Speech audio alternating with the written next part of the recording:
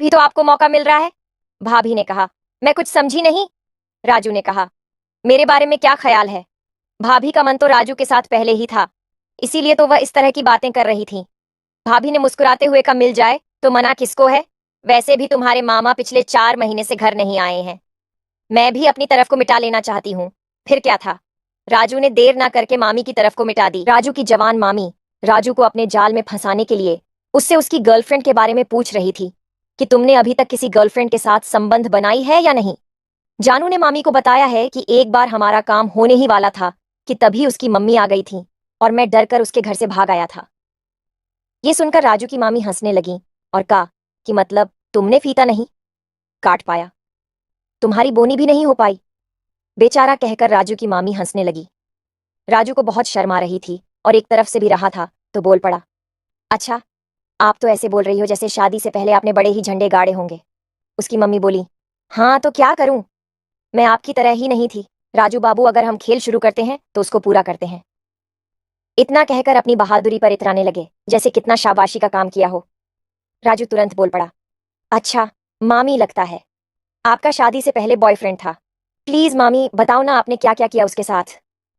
Rajiv request करके कहने लगा, तो सागर, आपने अभी तक वीडियो को लाइक नहीं किया है तो वीडियो को लाइक कर दीजिए और हर रोज नई कहानी सुनने के लिए हमारे चैनल को सब्सक्राइब कर लीजिए। राजू की मामी बोली, अरे रुक जा मेरे राजा, सांस तो लेने दे, बताती हूँ तुझे अपने बॉयफ्रेंड के बारे में। मेरे बॉयफ्रेंड का नाम था रोहित।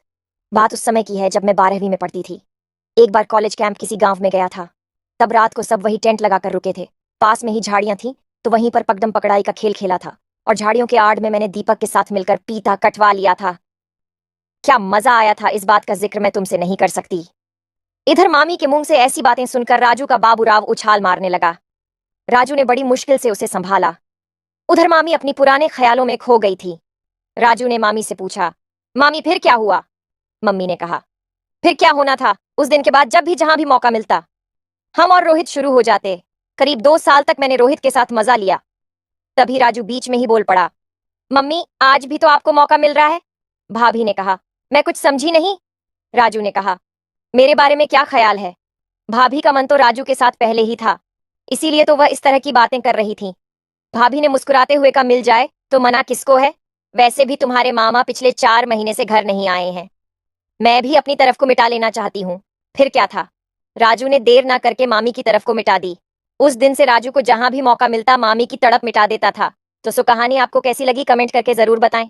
वीडियो पसंद आए तो वीडियो को लाइक करें, शेयर करें और हर देवी कहानियां सुनने के लिए हमारे चैनल को भी सब्सक्राइब कर लीजिए।